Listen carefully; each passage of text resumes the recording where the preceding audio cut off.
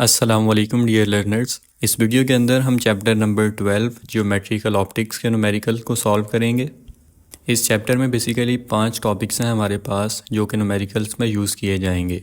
सबसे पहला टॉपिक है mirror formula, second magnification, radius of curvature, Snell's law and power of lens. इस chapter के अंदर टोटल 12 न्यूमेरिकल्स हैं और सब न्यूमेरिकल्स में यही कॉन्सेप्ट यूज़ होंगे। तो अगर न्यूमेरिकल्स को हम टॉपिक वाइज क्लासिफाई करें तो सबसे पहला जो टॉपिक है मिरर फार्मूला। इस फार्मूले से हम 4 न्यूमेरिकल्स को सॉल्व कर लेंगे। Number 1 12.1, 12.4, 12.5 and 12.10। इन 4 न्यूमेरिकल्स को सिर्फ और सिर्फ मिरर फार्मूले से ही हम सॉल्व कर लेंगे। इसके अलावा जो दूसरा टॉपिक है मैग्नीफिकेशन का, तो इस कॉन्सेप्ट को हम यूज़ करेंगे न्यूमेरिकल नंबर 12.2, 12.3, 12.6, 12.8 एंड 12.9। अब इन 5 न्यूमेरिकल्स में हम मैग्नीफिकेशन का रिलेशन यूज़ करेंगे और उसके साथ साथ मिरर फार्मूला भी इस्तेमाल करेंगे। इनके अलावा जो 3 कॉन्सेप्ट्स हैं वो सिर्फ एक एक न्यूमेरिकल में यूज़ होंगे। तो जो तीसरा कॉन्सेप्ट है रेडियस ऑफ कर्वेचर का, उसको हम न्यूमेरिकल नंबर 12.7 में यूज़ करेंगे। इसके अलावा जो स्नेल्स लॉ है उसको हम यूज़ करेंगे न्यूमेरिकल नंबर 12.11 में। पांचवा और आखिरी टॉपिक है पावर ऑफ अ लेंस, जिसको हम सबसे आखिरी न्यूमेरिकल नंबर 12.12 में यूज़ करेंगे। तो अगर आप चैप्टर को टॉपिक वाइज पढ़ रहे हैं तो जो न्यूमेरिकल आपके टॉपिक्स के रिलेटेड हैं आप उनको 1 बाय 1 सॉल्व करते जाएं। इसके साथ साथ इन सब न्यूमेरिकल्स के जो टाइम स्टैम्प्स हैं, जो चैप्टर्स हैं, वो यहाँ पर आपके सामने हैं। तो अगर आपने डायरेक्टली किसी खास न्यूमेरिकल को देखना है तो आप उस टाइम स्टैम्प पे जंप कर सकते हैं। तो सबसे पहले हम सॉल्व करेंगे न्यूमेरिकल नंबर 12.1। इसकी स्टेटमेंट है that an object 10 centimetre in front of a convex mirror forms an image 5 centimetre behind mirror. तो इस स्टेटमेंट में एक ऑब्जेक्ट की बात की जा रही है जो कि कन्वेक्स मिरर से 10 सेंटीमीटर आगे पड़ा हुआ है और जो इसकी इमेज बनेगी वो मिरर से 5 सेंटीमीटर पीछे बनेगी। तो इसमें फाइंड हमें ये करना है what is the focal length of the mirror, इस मिरर की फोकल लेंथ क्या होगी। तो न्यूमेरिकल को फर्दर सॉल्व करने से पहले जो ज़रूरी टर्म्स हैं इसके अंदर और जो फार्मूला हमने इसमें यूज़ करना है पहले उसको समझ लेते हैं। तो इस पूरे चैप्टर के न्यूमेरिकल्स में सबसे जो इम्पॉर्टेंट फार्मूला है वो है मिरर फार्मूला। ये आपने थ्योरी के अंदर इसको पढ़ा होगा, 1/f is equal to 1/p plus 1/q। f का मतलब है फोकल लेंथ, p रिप्रेजेंट कर रहा है ऑब्जेक्ट डिस्टेंस को और q को हम यूज़ करते हैं इमेज डिस्टेंस के लिए। तो ये सिंपल सा फार्मूला है जिसके अंदर 3 टर्म्स हैं, लेकिन इसको हम बहुत सारे न्यूमेरिकल्स में यूज़ करेंगे। अब दोबारा से अपने न्यूमेरिकल को कंटिन्यू करते हैं। तो इस स्टेटमेंट में सबसे पहली चीज़ हमें गिवन है ऑब्जेक्ट डिस्टेंस, क्योंकि बताया गया है कि ऑब्जेक्ट मिरर की फ्रंट साइड पे 10 सेंटीमीटर अवे पड़ा हुआ है। तो ऑब्जेक्ट डिस्टेंस को हम रिप्रेजेंट करेंगे स्मॉल p के साथ और इसकी वैल्यू गिवन है 10 सेंटीमीटर्स। इसके अलावा दूसरी टर्म हमें गिवन है इमेज डिस्टेंस की, क्योंकि जो इमेज बन रहा है वो मिरर से 5 सेंटीमीटर पीछे बन रहा है। तो इसको रिप्रेजेंट करेंगे हम q से और इसकी वैल्यू है -5 सेंटीमीटर। अब इस चीज़ से आपने कंफ्यूज नहीं होना कि स्टेटमेंट के अंदर 5 सेंटीमीटर था और हमने यहाँ पर -5 लिख दिया है। तो ये जो माइनस का साइन है ये इंडिकेट कर रहा है that image is behind the mirror, so it is virtual and q is taken as negative. तो स्टेटमेंट में हमें क्योंकि बताया गया था कि इमेज मिरर से पीछे बन रही है, तो इस वजह से जो इसका इमेज डिस्टेंस होगा उसको हम नेगेटिव में लेंगे। इसके अलावा इस न्यूमेरिकल में रिक्वायर्ड है focal length of the mirror, जिसको f से रिप्रेजेंट करेंगे। तो ये सारा डाटा है जो कि हमें स्टेटमेंट के अंदर दिया गया है। अब सॉल्यूशन की तरफ चलें तो सॉल्यूशन में फोकल लेंथ को फाइंड करने के लिए हम फार्मूला यूज़ करेंगे मिरर फार्मूला। तो इस फार्मूले से हमें फोकल लेंथ फाइंड करनी है जो कि ऑलरेडी लेफ़्ट साइड पर है। तो हमें p की और q की वैल्यूज़ गिवन है तो उनको हम इस फार्मूले में पुट करेंगे। p की वैल्यू हमें गिवन है 10 सेंटीमीटर्स और q की वैल्यू गिवन है -5 सेंटीमीटर्स। अब ये जो दोनों साइंस हैं ये ऑपोजिट हैं, 5 के साथ माइनस का साइन है और फ्रैक्शंस के दरमियान में प्लस का साइन है। तो ये दोनों साइन आपस में मल्टीप्लाई हो जाएंगे और माइनस प्लस का आंसर आएगा माइनस। तो अगले स्टेप में हम इस प्लस वाले साइन को चेंज कर देंगे माइनस के साथ। अब इस स्टेप में हमारे पास 2 फ्रैक्शंस हैं और इनको सॉल्व करने के लिए हम इन दोनों का एलसीएम लेंगे। एलसीएम वाले स्टेप को मैं यहाँ पर डायरेक्ट करूँगा। डिनोमिनेटर में हमारे पास 10 आ जाएगा और ऊपर आ जाएगा 1 - 2। उम्मीद है कि आपको एटलीस्ट एलसीएम सॉल्व करने का मेथड पता होगा। सिंपल सा स्टेप है, अगर आपको नहीं भी पता तो आप किसी दोस्त से इसको समझ लें। एलसीएम लेने के बाद हमारे पास एक्सप्रेशन आ जाएगी 1/f इक्वल्स टू -1/10। तो 1 में से जब 2 को माइनस करेंगे तो आंसर आएगा -1। अब इसमें से हमें फाइंड करनी है फोकल लेंथ की वैल्यू तो उसको फाइंड करने के आगे दो मेथड्स हैं। इस क्वेश्चन के अंदर हम पहला मेथड यूज़ करेंगे और दूसरे को हम अगले पार्ट में डिस्कस करेंगे। तो फोकल लेंथ को फाइंड करने के लिए हम क्रॉस मल्टीप्लिकेशन यहाँ पे यूज़ करेंगे। 10 मल्टीप्लाई हो जाएगा 1 के साथ और फोकल लेंथ मल्टीप्लाई हो जाएगी -1 के साथ। और जब हम इन वैल्यूज़ को आपस में मल्टीप्लाई करेंगे तो राइट साइड पे आ जाएगा -f और लेफ़्ट साइड पे आ जाएगा 10। अब फोकल लेंथ के साथ जो माइनस वाला साइन है उसे हम शिफ्ट कर देंगे दूसरी साइड पर। तो 10 पहले प्लस का था तो अब वो हो जाएगा माइनस का, और फाइनल रिजल्ट आएगा हमारे पास focal length is equal to -10 centimetres. इस न्यूमेरिकल के बाद हम न्यूमेरिकल नंबर 4 सॉल्व करेंगे क्योंकि उसका कॉन्सेप्ट इससे ज़रा मिलता जुलता है। तो इस न्यूमेरिकल की स्टेटमेंट है that find the focal length of a mirror that forms an image 5.66 centimetres behind the mirror of an object placed at 34.4 centimetres in front of the mirror. तो इस स्टेटमेंट में भी हमें फोकल लेंथ फाइंड करने के लिए बोला गया है और सिनेरियो हमें ये गिवन है कि जो इमेज बनेगी वो मिरर से 5.66 सेंटीमीटर्स बिहाइंड यानी कि पीछे बनेगी, और जो ऑब्जेक्ट है जिसकी इमेज बननी है वो मिरर की फ्रंट साइड पे 34.4 सेंटीमीटर्स अवे प्लेस्ड है। इसके अलावा हमसे पूछा गया है इज़ द मिरर कनकेव और कन्वेक्स। हम फोकल लेंथ फाइंड करेंगे और फोकल लेंथ फाइंड करने के बाद हम ये भी बताएंगे कि ये मिरर कनकेव है या कन्वेक्स है। अभी स्टेटमेंट के अंदर जो चीज़ें गिवन हैं उनको हम सेपरेट कर लेंगे। तो एक चीज़ हमें इसमें गिवन है ऑब्जेक्ट डिस्टेंस, जिसको हम पी से रिप्रेजेंट करेंगे और उसकी वैल्यू है 34.4 सेंटीमीटर्स। इसके अलावा हमें इमेज डिस्टेंस गिवन है क्यू, जिसकी वैल्यू है -5.66 सेंटीमीटर्स। अब यहाँ पर भी हमने माइनस का साइन यूज़ किया है क्योंकि हमें स्टेटमेंट में गिवन था कि इमेज बिहाइंड द मिरर बन रही है। तो इसकी रीज़न भी सेम होगी that image is behind the mirror so it is virtual and Q is taken as negative. इसके बाद हमें रिक्वायर्ड चीज़ों को लिखना है। तो नंबर 1 तो हमें फोकल लेंथ फाइंड करनी है मिरर की, यानी कि एफ फाइंड करना है। और फोकल लेंथ को फाइंड करने के बाद हम ये भी बताएंगे that is the mirror concave और कन्वेक्स। तो सॉल्यूशन के पार्ट में सबसे पहले हम मिरर फार्मूला यूज़ करेंगे फोकल लेंथ के लिए। तो इस फार्मूले में हमें पी और क्यू की वैल्यूज़ पुट करनी है और ये दोनों वैल्यूज़ हमें गिवन है। पी की वैल्यू हमें गिवन है 34.4 और क्यू की वैल्यू है -5.66। तो पिछले न्यूमेरिकल की तरह यहाँ अगेन दोनों साइंस मल्टीप्लाई होंगे और माइनस प्रेस करने के बाद फ्रैक्शंस के दरमियान में माइनस का साइन आ जाएगा।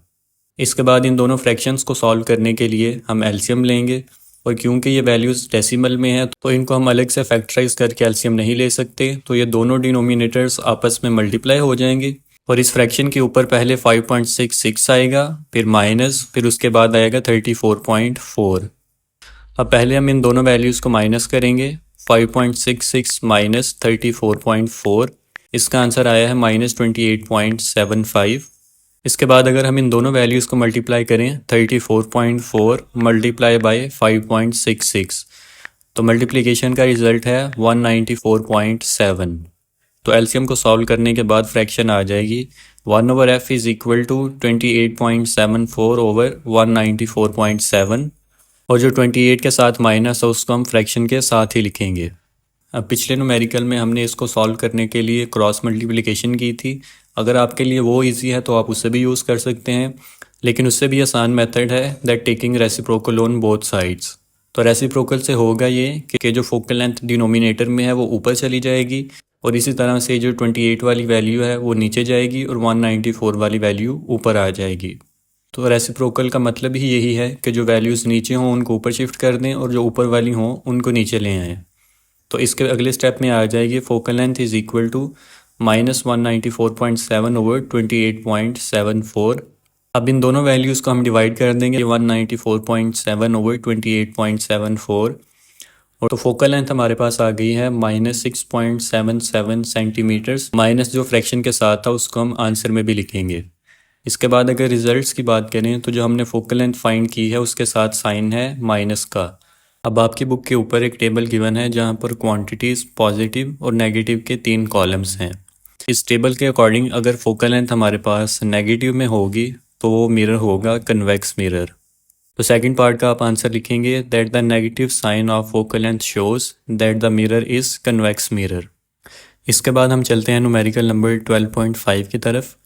इसकी स्टेटमेंट है that an image of a statue appears to be 11.5 centimetres behind convex mirror with focal length 13.5 centimetres.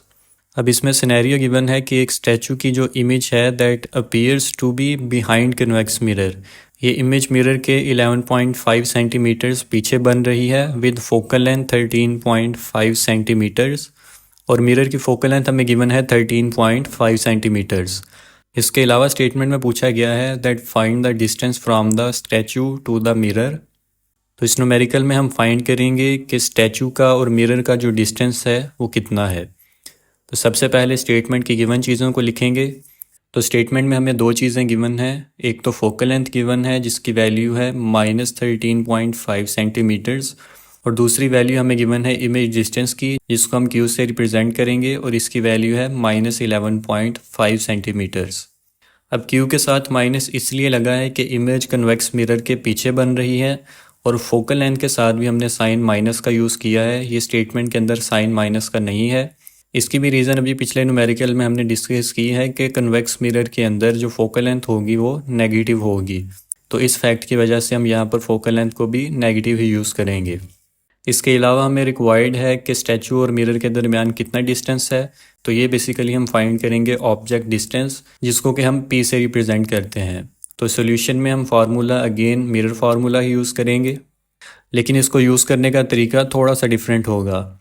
पिछले न्यूमेरिकल्स में हमने फोकल लेंथ फाइंड करनी होती थी, वो तो ऑलरेडी लेफ़्ट साइड पे होती थी, लेकिन अब इस न्यूमेरिकल में हमें p की वैल्यू फाइंड करनी है। तो p के साथ क्योंकि 1/q ऐड हो रहा है तो इसको हम दूसरी साइड पे शिफ्ट कर देंगे और दूसरी साइड पे इसका साइन माइनस का होगा।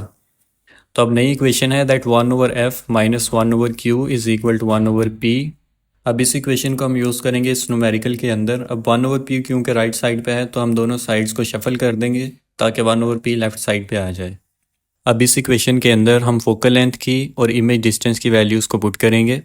यहाँ पर अगेन फ्रैक्शंस के दरमियान भी साइन माइनस का है और राइट फ्रैक्शन के डिनोमिनेटर में भी साइन माइनस का है, तो इन दोनों साइंस को जब मल्टीप्लाई करेंगे तो माइनस माइनस साइन प्लस हो जाएगा, तो दोनों फ्रैक्शंस के दरमियान में आ जाएगा प्लस। इसके बाद हम इन दोनों फ्रैक्शंस को एलसीएम के साथ सॉल्व करेंगे। दोनों वैल्यूज़ हमारे पास डिनोमिनेटर में अलग अलग हैं तो इनको हम आपस में करेंगे मल्टीप्लाई, और फ्रैक्शंस के ऊपर क्योंकि 1 था तो ये दोनों वैल्यूज़ प्लस माइनस होंगी, और फ्रैक्शन के ऊपर आएगा 11.5 माइनस 13.5। अब कैलकुलेटर पे हम इसको सॉल्व करेंगे तो 11.5 माइनस 13.5 इसका आंसर है -2, और डिनोमिनेटर में क्योंकि ये दोनों वैल्यूज़ मल्टीप्लाई हो रही हैं तो हम मल्टीप्लाई करेंगे 13.5 मल्टीप्लाई बाई 11.5, और मल्टीप्लिकेशन का आंसर है 155.25। अब जैसे कि पिछले न्यूमेरिकल में हमने रेसिप्रोकल लिया था तो यहाँ पर भी हम दोनों साइड्स का रेसिप्रोकल लेंगे और p आ जाएगा ऊपर, और इक्वेशन की राइट साइड पे भी वैल्यूज़ ऊपर नीचे हो जाएंगी, तो 2 आ जाएगा नीचे और 155.25 को हम लिख देंगे ऊपर। ये रिज़ल्ट है रेसिप्रोकल का। अब हमें इन वैल्यूज़ को डिवाइड करना है, तो 155.25 डिवाइडेड बाई 2 इसका आंसर है -77.62 सेंटीमीटर्स। लेकिन आंसर के अंदर हम माइनस नहीं यूज़ करेंगे क्योंकि ये ऑब्जेक्ट डिस्टेंस की बात हो रही है, तो किसी भी चीज़ का फासला नेगेटिव में नहीं होता। अगर फ़र्ज़ करें कि एक किताब आपसे 10 सेंटीमीटर आगे पड़ी हुई है और वही किताब अगर आपके पीछे किसी टेबल पर पड़ी हो तो हम उसको माइनस में नहीं काउंट करेंगे, उस डिस्टेंस को भी हम 10 सेंटीमीटर ही लिखेंगे। तो डिस्टेंस कभी भी नेगेटिव में नहीं होता, इसलिए आंसर में p के साथ माइनस का साइन यूज़ नहीं करेंगे।